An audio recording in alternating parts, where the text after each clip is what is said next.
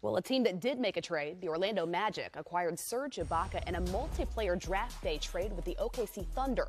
Now, in return, the Thunder received Victor Oladipo, Ersan Ilyasova, and the rights to the 11th overall pick in the draft, Domantas Sabonis. Now, I want to get your thoughts on this trade, but first of all, here's what Magic GM Rob Hennigan and their newly hired head coach Frank Vogel had to say on this draft day trade.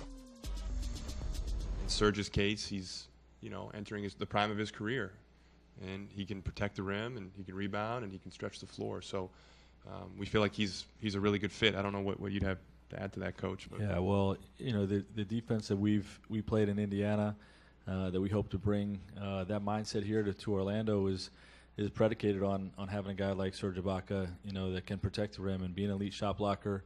And the direction that the NBA is going, defensive versatility is huge. So when you have a guy that can not only protect the rim at the highest level, but also has the skill set to switch out and guard smaller guards in today's small ball NBA. He becomes extremely valuable to what we're hoping to do on the defensive end. Take a look here, though, at the last 3 seasons of Serge Ibaka. We have seen a statistical decline each season, but I want to know from you guys what you think that he'll potentially be bringing to the Orlando Magic. Do you think that this trade reflects now what Frank Vogel wants to do within his system? Yeah, I think so. I think Frank Vogel likes to play big, traditional 2 bigs, but I'm just looking at this lineup in my imagination, Clark and Kristen. Elfrid Payton, 6'4", you have Evan Fournier, who's 6'7", Hezonja, 6'8", maybe the small forward, and then 6'10", with Serge and Vucevic, 7 feet. Hey, he has some size and some length and some guys. He's a defensive-centric coach. I was with Frank during my time with the Pacers, outstanding young coach, and really likes to play big and wants versatility defensively.